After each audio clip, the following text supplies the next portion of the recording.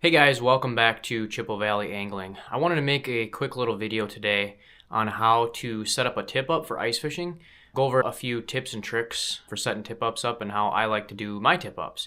So without further ado, let's get into it.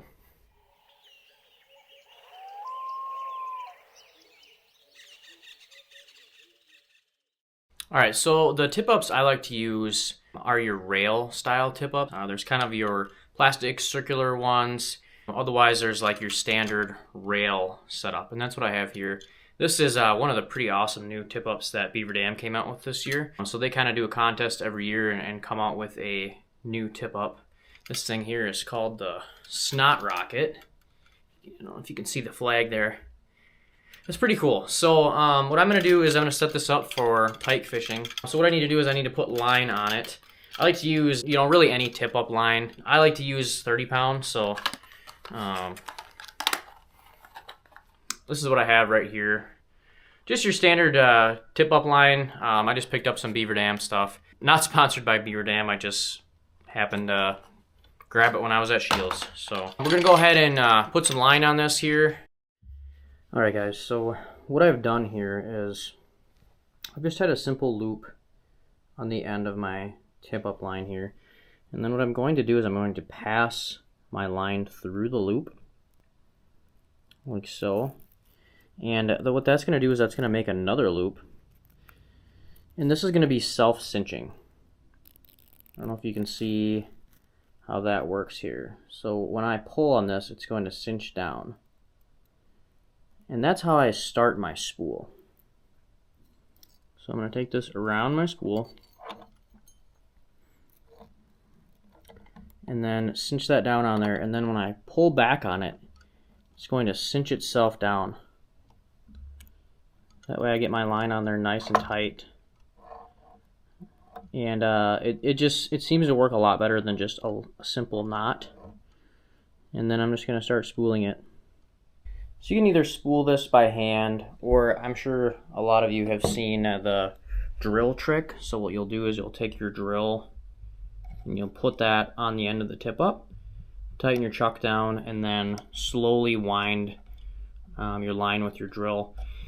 It goes a lot faster and kind of allows you to feed your line on a little bit smoother and a little bit straighter, so you get a nice even spool.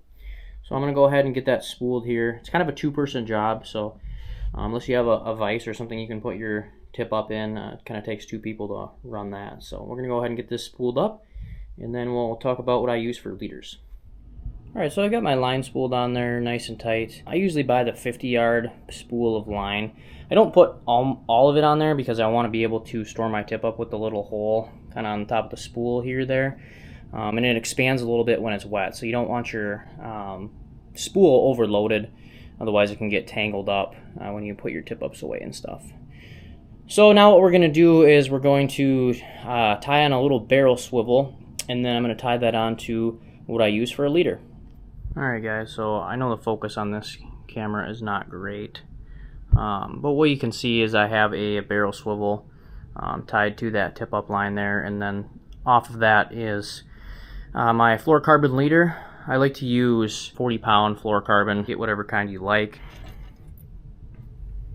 So for pike, I like to use a large treble hook. This is a size 2. That way you can put a bigger sucker minnow or shiner on there for your bait, and kind of allows you to get a little bit better hook for some of those bigger fish. I usually end up making my leaders usually 2 to 3 feet long for most of my standard setups. Alright, so this is how I store it. I cinch up the hook as tight as I can get it, and then run the flag through the little hole in the spool. Stays nice and tight, nice and clean, doesn't get hooked on anything.